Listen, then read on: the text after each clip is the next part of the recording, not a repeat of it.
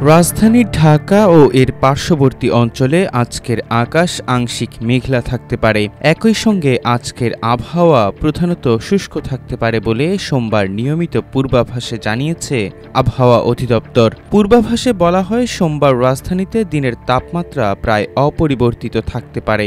এ সময় উত্তর অথবা উত্তর পূর্ব দিক থেকে ঘন্টায় 5 থেকে 10 কিলোমিটার বেগে বাতাস প্রবাহিত হতে পারে বলেও জানানো হয়।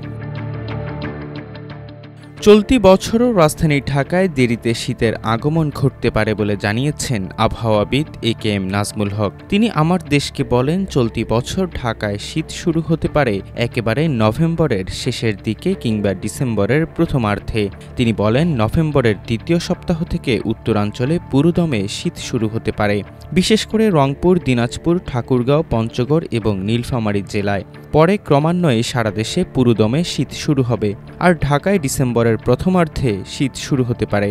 আবহাওয়া বিশেষজ্ঞরা জানান, চলতি বছর শীত স্বাভাবিকের তুলনায় কিছুটা দীর্ঘ ও শীতল হতে পারে। ডিসেম্বর থেকে জানুয়ারি পর্যন্ত দেশের বিভিন্ন অঞ্চলে মাঝারি থেকে তীব্র শৈত্যপ্রবাহ বয়ে যেতে পারে। 120 ঘণ্টার নিয়মিত পূর্বাভাসে আবহাওয়া অধিদপ্তর জানায়, সোমবার খুলনা, বরিশাল ও চট্টগ্রাম বিভাগের 2-1 জায়গায় বৃষ্টি অথবা বজ্রসহ বৃষ্টি হতে পারে। এছাড়া দেশের অন্যত্র অস্থায়ীভাবে আংশিক মেঘলা আকাশসহ আবহাওয়া প্রধানত শুষ্ক থাকতে পারে। এ সময় সারা দেশে দিন এবং রাতের তাপমাত্রা প্রায় অপরিবর্তিত থাকতে পারে। আগামীকাল মঙ্গলবার রাজশাহী ও খুলনা বিভাগের অনেক জায়গায় এবং ঢাকা, বরিশাল ও চট্টগ্রাম বিভাগের কিছু কিছু জায়গায় বৃষ্টি অথবা বজ্রসহ বৃষ্টি হতে পারে।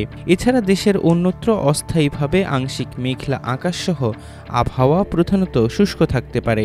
এ সময় সারা দেশে দিন এবং রাতের তাপমাত্রা সামান্য কমতে পারে।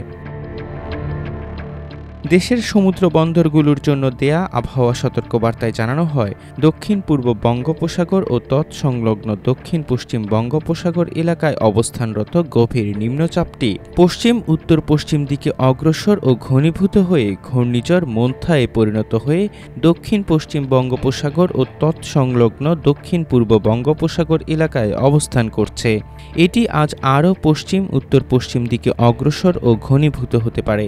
এ অবস্থায় চট্টগ্রাম, কক্সবাজার, মোংলা ও পায়রা সমুদ্র বন্দর সমূহকে 1 নম্বর দূরবর্তী সতর্ক সংকেত নামিয়ে 2 নম্বর দূরবর্তী সতর্ক সংকেত দেখাতে বলা হয়েছে। সতর্কবার্তায় বলা হয়, উত্তর বঙ্গোপসাগরে অবস্থানরত সকল মাছ ধরার নৌকা ও ট্রলারকে পরবর্তী নির্দেশ না দেয়া পর্যন্ত উপকূলের কাছাকাছি থেকে সাবধানে চলাচল করতে বলা হয়েছে।